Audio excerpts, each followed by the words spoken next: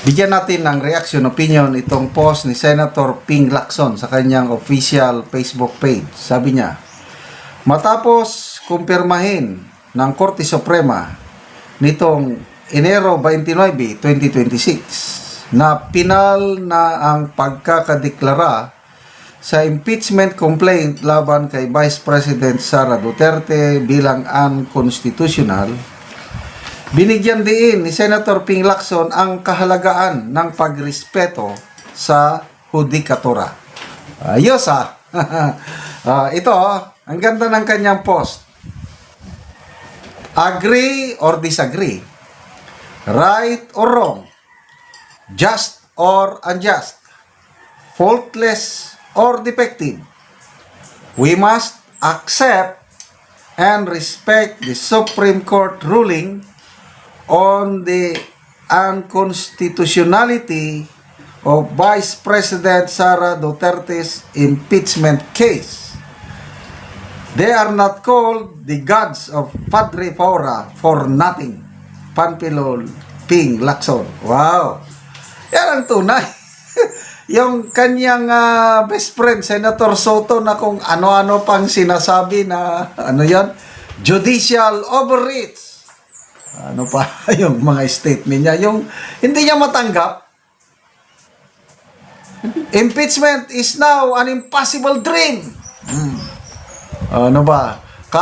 Nakakaawa ang mga law students and professors sa ginagawang it will take many years bago makorek ito.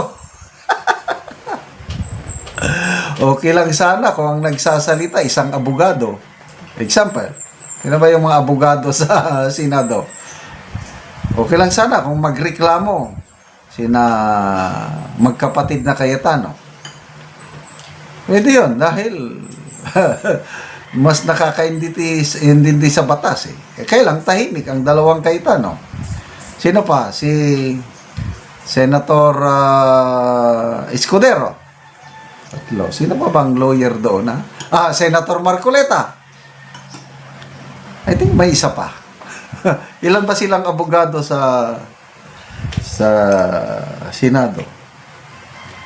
Pimentel. Wala na si Pimentel.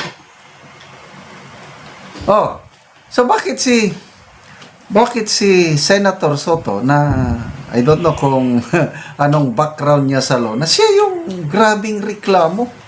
Talagang ito, opinion ko lang ito yung pagbasa ko sa statement niya kapon, na halos hindi niya matanggap yung desisyon. Kaya mabuti na lang. Salamat po, Senator Lacson. Ang ganda po itong sana mabasa, mapakinggan ni Senator Soto itong inyong pahayag. Tanggapin na natin in fairness sa Kamara, wala akong masyadong reklamo na kasi sila yung nasupalpal sila yung gumawa niyan. Sila yung sinabihan na hindi nyo sinunod ang due process. Ganito. Sabi ni Congressman Joel Chua, we will revise the rules of impeachment in the House. We will abide. Ang gaganda. Wala akong nakikitang adverse reaction sa mga kongresista except kay Congresswoman De Lima na sabi niya na na-dismiss yung impeachment dahil lang sa technicality. Inamin niya dahil technical.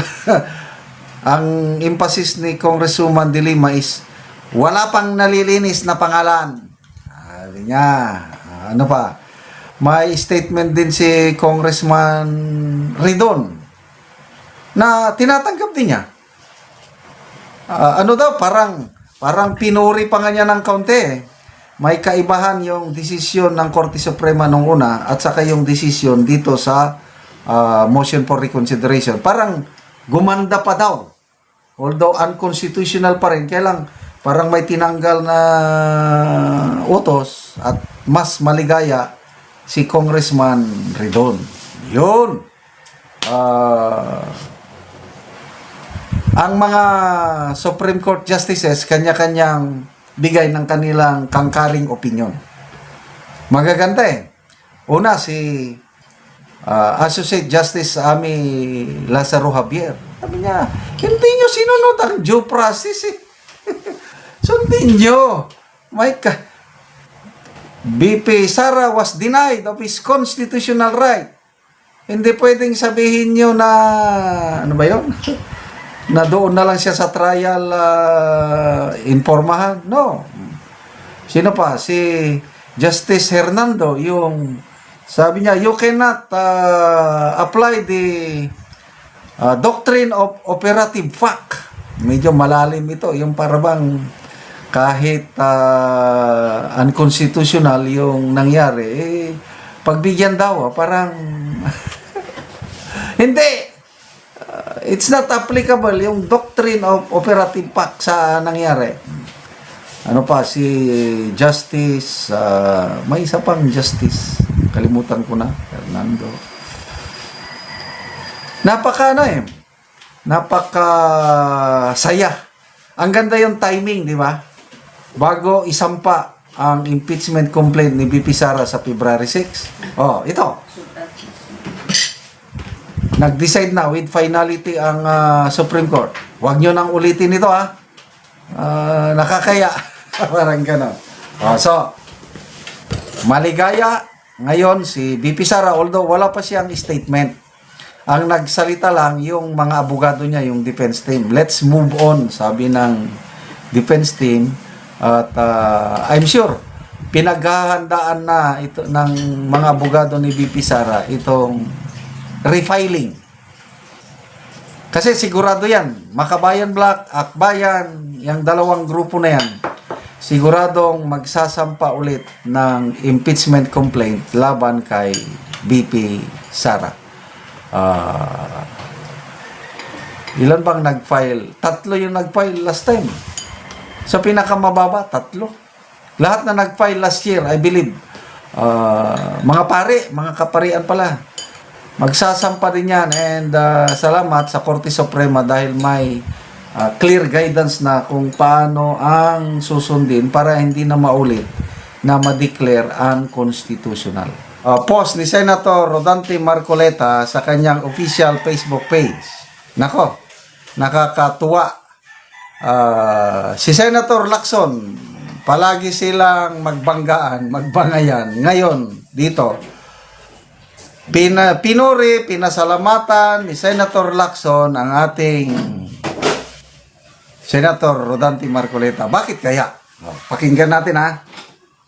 Few times that I'm in agreement with Senator Marcoleta. So thank you very much, Senator Marcoleta. So it is correct, the point being raised by Senator Marcoleta. We'd like to congratulate Senator Rodante Marcoleta for very good points being made.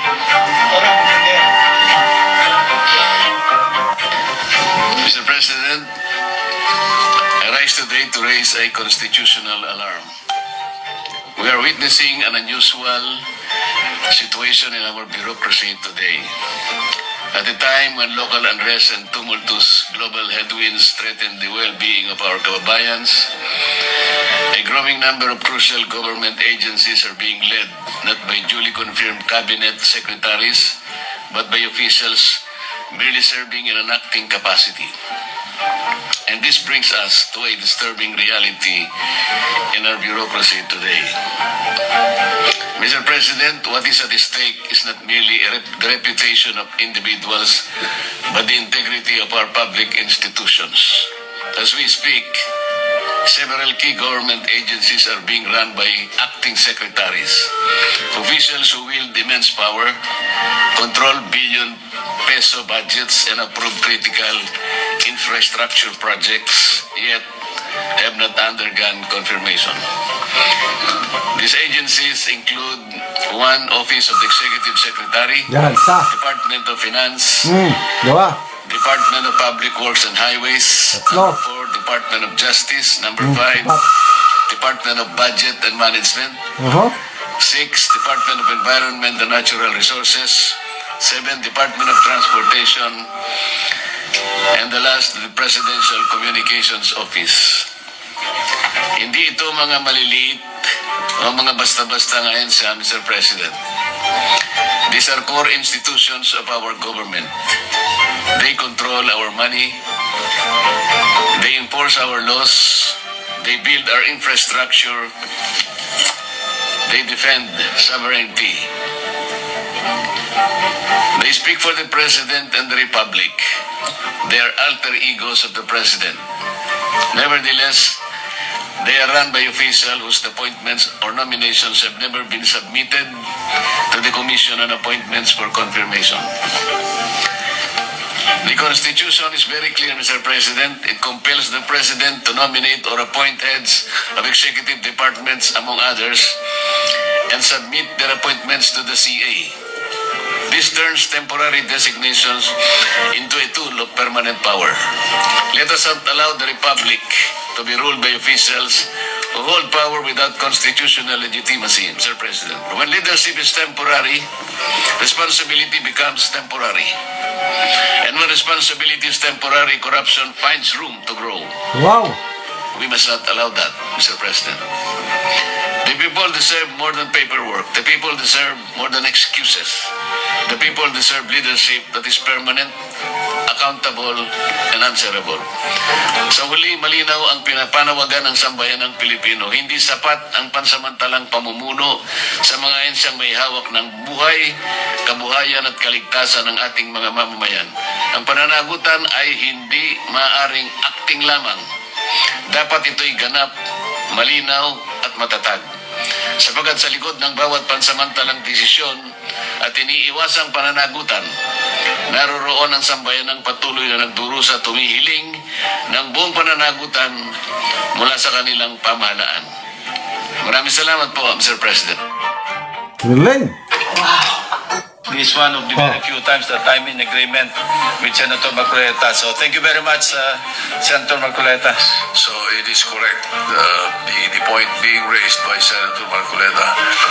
We'd like to congratulate Senator Rodante Marcoleta for very good points being made. Yan! Galing ano? Saludo tayo kay Senator Marcoleta. And of course, pasalamatan din natin yung tatlong leaders ng Senado, Senate President Soto, Senator Lacson, and Senator Mig Zubiri, dahil tama yung tama yung punto. Ngayon ko lang na-realize na puros acting capacity pala ang mga yan. Ang bibigat ng kanilang responsibility, biruin mo yan, Office of the Executive Secretary.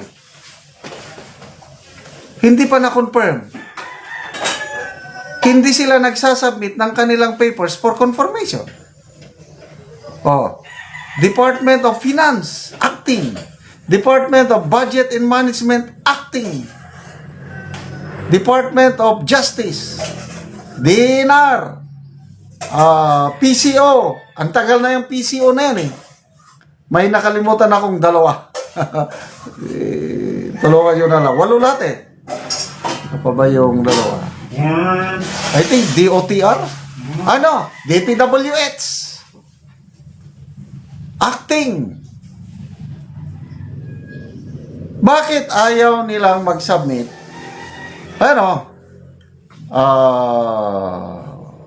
PCO Dave Gomez, nauna siyang na-appoint kay Dizon. Matandaan ko, Dizon, September 1 eh. So itong si Dave Gomez, nasa June, July, August, gano'n. Halos si 6 months na. Wala pa ring papers sa Commission on Appointments. Grabe! DOJ, kailan ba na-appoint si Boying Rimulya? Last year din.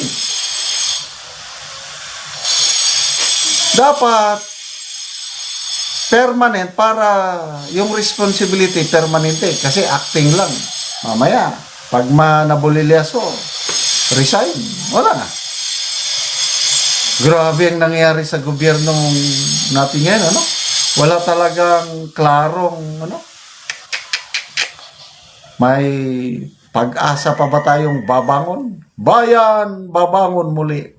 Lagpak ang ating ekonomiya. 4.4% lang ang ating economic growth last year. The lowest in 14 years. Grabe.